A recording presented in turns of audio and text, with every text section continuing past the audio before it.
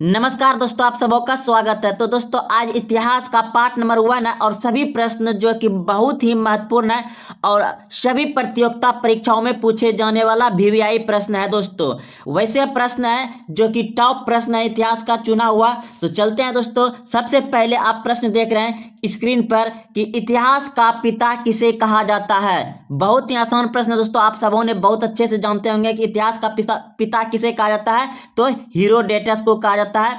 Option number D बिल्कुल सही दोस्तों। इतिहास का पिता किसे कहा जाता है? हेरोडेटस को कहा जाता है। तो चलते हैं अगले प्रश्न की ओर। प्रश्न आप 2 नंबर देख रहे हैं। सत्यमेव जयते किस उपनिषद से लिया गया है? सत्यमेव जयते किस उपनिषद से लिया गया है? तो इस प्रश्न का उत्तर हो जाएगा दोस्तों आपका ऑप्शन नंबर ए मुकुंदकोपनिषद से। तो चलते हैं अगले प्रश्न की ओर। प्रश्न है आपका 3 नंबर। हड़प्पा से संबंधित प्रथम जानकारी किसने दी थी? हड़प्पा इतिहास से संबंधित प्रथम जानकारी किसने दी थी? तो इस प्रश्न का उत्तर हो जाएगा दोस्तों आपका ऑप्शन नंबर बी बिल्कुल सही दोस्तों। चार्ल्स मैनसन ने हड़प्पा से जुड़ी संबंधित जानकारी दिया था पहली बार। तो चलते हैं अगले प्रश्न की ओर। प्रश्न है दोस्तों 4 नंबर। हड़प्पा सभ्यता थी। हड़प्पा सभ्यता कैसा था दोस्तों? तो यह प्रश्न आप सबों ने इंटर में खूब पढ़े होंगे। यह था कस्य युगीन था हड़प्पा सभ्यता। तो चलते हैं अगले प्रश्न की ओर। प्रश्न है दोस्तों आपका 5 नंबर। हड़प्पा सभ्यता की लिपि थी। हड़प्पा सभ्यता की लिपि थी। तो हड़प्पा सभ्यता की लिपि कैसा था दोस्तों? चित्रात्मक यानी कि चित्र को देख करके भाव समझ सकते हैं। हड़प्पा सभ्यता का लिपि था। तो चलते हैं अगले प्रश्न की ओर। प्रश्न है दोस्तों आपका 6 नंबर। आग का आविष्कार किस काल में हुआ था? आग का आविष्कार किस काल में हुआ था? तो आग का आविष्कार हुआ था दोस्तों आपका पुरापोषण काल में। आग का आविष्कार कब हुआ था? पुरापोषण काल में। और कृषि का आविष्कार कब हुआ था? नवपोषण काल में। चक्का यानी कि पहिया का भी आविष्कार हुआ था नवपोषण काल में। रहने की बस्ती जो जगह बनाया दोस्तों वह भी हुआ था नवपोषण काल में। लेकिन आग का आविष्कार हुआ था पुरापोषण काल में। तो चलते हैं अगले प्रश्न की ओर। इस प्रश्न का उत्तर था आपका पुरापोषण काल। तो प्रश्न है दोस्तों आपका 16 महाजनपद की सूची उपलब्ध है। जी हाँ दोस्तों, भारत में 16 महाजनपद था और यह सूची जो है 16 महाजनपद जो था किस में है इसके बारे में। तो यह दोस्तों आपको 16 महाजनपदों की जानकारी। नंबर। सिंधु घाटी सभ्यता का मुख्य बंदरगाह था। सिंधु घाटी सभ्यता का मुख्य बंदरगाह था तो क्या था दोस्तों? लोथल। क्या था? लोथल। सिंधु घाटी का मुख्य बंदरगाह कौन था? लोथल। ऑप्शन नंबर ए बिल्कुल सही है। तो चलते हैं अगले प्रश्न की ओर। प्रश्न है आपका हड़प्पावासी किस धातु से अपरिचित था? हड़प्पावासी किस धातु से अपरिचित था? यानी कि दोस्तों हड़प्पावासी जो था वह किस धातु को नहीं जानता था? तो वह लोहे धातु को नहीं जानता था। यह उससे हड़प्पावासी अपरिचित था। तो चलते हैं अगले प्रश्न की ओर। प्रश्न है दोस्तों आपका 10 नंबर कि मोहनजोदड़ो की खोज किसने की थी? मोहनजोदड़ो की खोज किसने की थी? तो इस प्रश्न का उत्तर हो जाएगा आपका ऑप्शन नंबर ए बिल्कुल सही दोस्तों। राखला दास बनर्जी यानी कि राखला दास ने मोहनजोदड़ो की खोज की थी। तो चलते हैं अगले प्रश्न की ओर।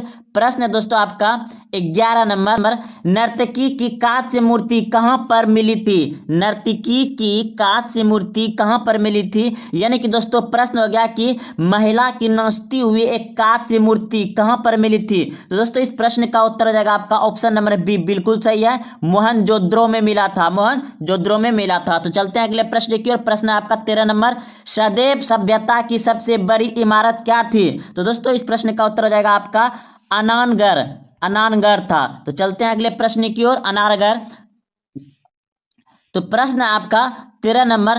पुराणों की संख्या कितनी है? पुराणों की संख्या कितनी है? तो इस प्रश्न का उत्तर हो जाएगा दोस्तों आपका ऑप्शन नंबर ए बिल्कुल सही है। पुराणों की संख्या है 18 और वेदों की संख्या है 4। वेदांगों की संख्या है 6। अब महापुराणों की संख्या है 108। तो चलिए दोस्तों इस प्रश्न का उत्तर हो जाएगा पुराणों की संख्या है 18। आप सभी भी जानते होंगे, खूब इंटर में पढ़े होंगे। प्रश्न है आपका 14 नंबर। सबसे प्राचीन पुराण कौन सा है? सबसे प्राचीन पुराण कौन सा है? तो मत्स्य पुराण, ऑप्शन नंबर बी बिल्कुल सही है। तो चलते हैं अगले प्रश्न की ओर। प्रश्न है दोस्तों, उपनिषदों की कुल संख्या कितनी है? अभी तुरंत बताएं दोस्तों, 108 है, ऑप्शन नंबर सी बिल्कुल सही है। प्रश्न है 16 नंबर, उपनिषद किस विषय वस्तु से संबंधित है? उपनिषद किस विषय वस्तु से संबंधित है? तो इस प्रश्न का उत्तर हो जाएगा दोस्तों आपका ऑप्शन नंबर डी, दर्शन से, दर्शन से। तो चलते हैं अगले प्रश्न की ओर। प्रश्न है, गद्य एवं पद वाला वेद है, गद्य एवं पद वाला वेद है दोस्तों, तो यजुर्वेद, यजुर्वेद को गद्य एवं पद वाला वेद कहा जाता है। तो चलते हैं अगले प्रश्न की ओर। प्रश्न 18 नंबर, शपथ ब्राह्मण किससे संबंधित है? शपथ ब्राह्मण किससे संबंधित है? तो इस प्रश्न का उत्तर है दोस्तों यजुर्वेद से, ऑप्शन नंबर सी बिल्कुल सही है, यजुर्वेद से। तो प्रश्न है दोस्तों 19 नंबर, तंत्र मंत्र संगृहीत वेद कौन है? तंत्र मंत्र यानी कि अंधविश्वास वाला वेद किसे कहा जाता है? तो अथर्ववेद को कहा जाता है। इसमें तंत्र मंत्र अंधविश्वास जादू टोना सब मिलता है किसमें? अथर्ववेद में। और सामवेद में मिलता है दोस्तों संगीत। तो और ये यजुर्वेद तो अभी पढ़वे किए आप, यजुर्वेद से क्या होता है? गद्य पद, गद्य और पद। तो चलते हैं अगले प्रश्न की ओर। प्रश्न आपका 20 नंबर, भारतीय संगीत का जनक किसे माना जाता है? तो भारतीय संगीत का जनक माना जाता है दोस्तों सामवेद को, सामवेद को भारतीय संगीत का जनक माना जाता है। तो चलते हैं अगले प्रश्न की ओर। प्रश्न है, गायत्री मंत्र के रचिता कौन है? गायत्री मंत्र के रचिता कौन है? तो इस प्रश्न का उत्तर जाएगा दोस्तों आपका विश्वामित्र को गायत्री मंत्र के रचिता है। तो चलते अगले प्रश्न की ओर। प्रश्न है, भागवत धर्म के प्रवर्तक किसे माना जाता है? भागवत धर्म के प्रवर्तक किसे माना जाता है दोस्तों? तो यह हो जाएगा कृष्ण, कृष्ण को भागवत धर्म का प्रवक्ता माना जाता है। तो चलते अगले प्रश्न की ओर। प्रश्न आपका, ऋग्वेद में सर्वाधिक बार वर्णित नदी यानी कि सबसे ज्यादा बार वर्णित नदी कौन सा है ऋग्वेद में? तो सिंधु नदी है, ऑप्शन नंबर सी बिल्कुल सही दोस्तों। तो चलते अगले प्रश्न की ओर। प्रश्न है, ऋग्वेद में वर्णित सबसे पवित्र नदी कौन सी है? ऋग्वेद में सबसे पवित्र नदी कौन सी है? तो इस प्रश्न का उत्तर हो जाएगा दोस्तों आपका ऑप्शन नंबर सी बिल्कुल सही है, सरस्वती नदी ऋग्वेद में सबसे पवित्र नदी को माना गया है। तो चलते अगले प्रश्न की ओर। प्रश्न है 25 नंबर प्रश्न है, 25 नंबर प्रश्न है कि ऋग्वेद में वर्णित प्रमुख देवता किसे माना जाता है? ऋग्वेद में वर्णित प्रमुख देवता किसे माना जाता है? तो इस प्रश्न का उत्तर हो जाएगा इंद्र को ऋग्वेद में प्रमुख देवता माना जाता था। तो चलते अगले प्रश्न की ओर। प्रश्न है आपका 26 नंबर, ऋग्वेद में सबसे बाद में मंडल कौन सा है? तो ऋग्वेद में सबसे बाद में जो मंडल बना दोस्तों वह 10वां मंडल सबसे बाद में मंडल बना था ऋग्वेद में, 10वां मंडल। तो चलते हैं अगले प्रश्न की ओर। प्रश्न है आपका, प्राचीन हिंदू विधि के लेखक कौन है? प्राचीन हिंदू विधि के लेखक कौन है? तो इस प्रश्न का उत्तर है दोस्तों मनु, मनु को प्राचीन हिंदू विधि के लेखक माना जाता है। तो चलते अगले प्रश्न की ओर। प्रश्न है, स्मृति ग्रंथि में सबसे प्राचीन कौन है? स्मृति ग्रंथ में सबसे प्राचीन कौन है? तो इस प्रश्न का उत्तर हो जाएगा दोस्तों आपका ऑप्शन नंबर सी है मनुस्मृति, मनुस्मृति को स्मृति ग्रंथ में सबसे प्राचीन है। तो चलते अगले प्रश्न की ओर। प्रश्न है आपका, पुस्तक मितछारा किसके द्वारा लिखा गया था? मितछारा किसके द्वारा लिखा गया दोस्तों? सॉरी दोस्तों। तो इस प्रश्न का उत्तर हो जाएगा, इस प्रश्न का उत्तर हो जाएगा विज्ञानेश्वर ने मितछारा पुस्तक को लिखा है। चलिए दोस्तों अगले प्रश्न की ओर थोड़ा दोस्तों हकला जाते हैं, उसके लिए नजरअंदाज कर दीजिएगा। प्रश्न है आपका, महाभारत की रचना किसने की थी? महाभारत की रचना किसने की थी? तो इस प्रश्न का उत्तर हो जाएगा दोस्तों आपका वेद व्यास ने। किसने किया था? वेद व्यास ने किया था। तो चलते अगले प्रश्न की ओर। प्रश्न है यहाँ दोस्तों आर्य होगा, आर्य भारत कहाँ से आए थे? आर्य भारत कहाँ से आए थे? तो मध्य एशिया से आर्य भारत आए थे, मध्य एशिया से आर्य भारत आए थे। तो चलते अगले प्रश्न की ओर। प्रश्न है आपका 32 नंबर, बुद्ध का जन्म कहाँ हुआ था? बुद्ध का जन्म कहाँ हुआ था? तो बुद्ध का जन्म हुआ था दोस्तों लुबनी में, लुबनी में बुद्ध का जन्म हुआ था। तो चलते अगले प्रश्न की ओर। प्रश्न है, बुद्ध की मृत्यु कहाँ पर हुई थी? बुद्ध की मृत्यु कहाँ पर हुई थी?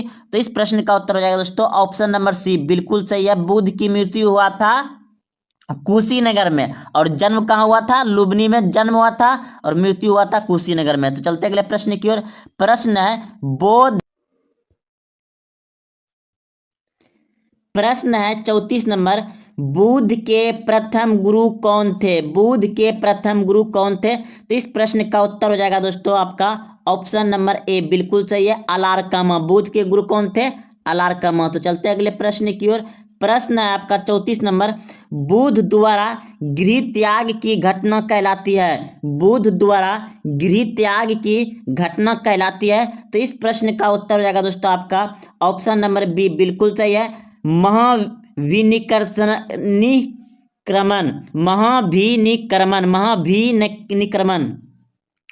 महाविनिक्रमण कहलाता है। तो चलते हैं अगले प्रश्न की ओर। प्रश्न है आपका 36 नंबर, जैन धर्म के प्रथम तीर्थकार कौन थे? जैन धर्म के प्रथम तीर्थकार कौन थे? तो इस प्रश्न का उत्तर हो जाएगा ऑप्शन नंबर बी, बिल्कुल सही है, ऋषिवादेव। तो चलते हैं अगले प्रश्न की ओर। प्रश्न है 37 नंबर, जैन धर्म के अंतिम तीर्थकार कौन है? जैन धर्म के अंतिम तीर्थकार कौन है? तो इस प्रश्न का उत्तर हो जाएगा महावीर। महावीर को अंतिम तीर्थकार कहते हैं। तो चलते हैं अगले प्रश्न की ओर। प्रश्न है, शिशुनाग वंश के संस्थापक कौन है? शिशुनाग वंश के संस्थापक कौन है? तो इस प्रश्न का उत्तर हो जाएगा दोस्तों आपका ऑप्शन नंबर डी, बिल्कुल सही है, शिशुनाग। तो अगले प्रश्न की ओर चलते हैं। प्रश्न है, पाटलिपुत्र की स्थापना किसके द्वारा की गई थी? पाटलिपुत्र की स्थापना किनके द्वारा की गई थी? तो इस प्रश्न का उत्तर हो जाएगा दोस्तों ऑप्शन नंबर सी, बिल्कुल सही है, उदयन द्वारा किया गया था। उदयन ने किया था पाटलिपुत्र की स्थापना। प्रश्न है 40 नंबर, अर्थशास्त्र पुस्तक किस पर आधारित है? अर्थशास्त्र पुस्तक किस पर आधारित है? तो यह हो जाएगा दोस्तों प्रशासन पर। तो चलते हैं अगले प्रश्न की ओर। प्रश्न है 41 नंबर, ऋग्वेद में कितने श्लोक है? ऋग्वेद में कितने श्लोक है? तो 1024 श्लोक है। तो चलते हैं अगले प्रश्न की ओर। प्रश्न है आपका, बुद्ध ने प्रथम उपदेश कहाँ दिया था? बुद्ध ने प्रथम उपदेश कहाँ दिया था? तो इस प्रश्न का उत्तर आ जाएगा सारनाथ में, ऑप्शन नंबर सी, बिल्कुल सही है। तो चलते अगले प्रश्न की ओर। प्रश्न है 43 नंबर, मिस्र के राजा कहलाते हैं? मिस्र के राजा क्या कहलाते हैं? तो फाराओ कहलाता है। तो चलते हैं अगले प्रश्न की ओर।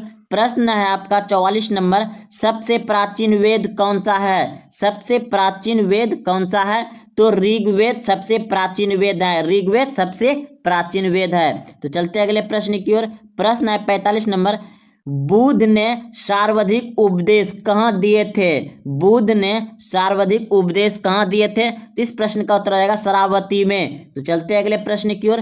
प्रश्न है आपका 46 नंबर, मौर्य वंश का संस्थापक कौन था? मौर्य वंश का संस्थापक कौन था? तो इस प्रश्न का उत्तर हो जाएगा चंद्रगुप्त मौर्य। चंद्रगुप्त मौर्य मौर्य वंश का संस्थापक था। प्रश्न है 47 नंबर, हिजरी सब संवत की शुरुआत कब हुई थी? हिजरी सब संवत की शुरुआत कब हुई थी? तो इस प्रश्न का उत्तर हो जाएगा दोस्तों आपका ऑप्शन नंबर सी, बिल्कुल सही है, 622 ईस्वी में हजारी सब संवत की शुरुआत हुआ था। सॉरी दोस्तों, हजारी सब संवत का शुरुआत हुआ था 622 ईस्वी में।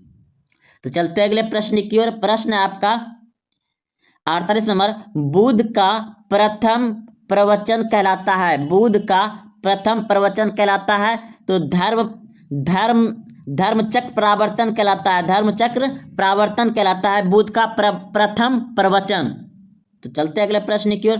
प्रश्न आपका 49 नंबर, जैन धर्म के तिर्यंत्र है? जैन धर्म के तिर्यंत्र है। तो दोस्तों जैन धर्म के तिर्यंत्र जो है इसमें हो जाएगा आपका तीनों, समक्य दर्शन, समक्य ज्ञान, समक्य आचरण, उपयुक्त तीनों हो जाएगा, जैन धर्म के तिर्यंत्र है। तो चलिए दोस्तों आज यहीं तक रहने देते हैं। अगर जो भी हमसे बोलने में त्रुटि हुआ हो दोस्तों उसके लिए नज़रअंदाज कर दीजिएगा। और अगर अभी तक चैनल को सब्सक्राइब नहीं किए तो चैनल को सब्सक्राइब कर लें। इसी तरह से एकदम अच्छे से अच्छे और महत्वपूर्ण प्रश्न दोस्तों आपको डेली अपलोड वीडियो किया जा रहा है, उसे देखने के लिए ना भूलें। डेली देखिए दोस्तों, जीके जीएस आपका एकदम पूरा टंच हो जाएगा। जय हिंद, वंदे मातरम।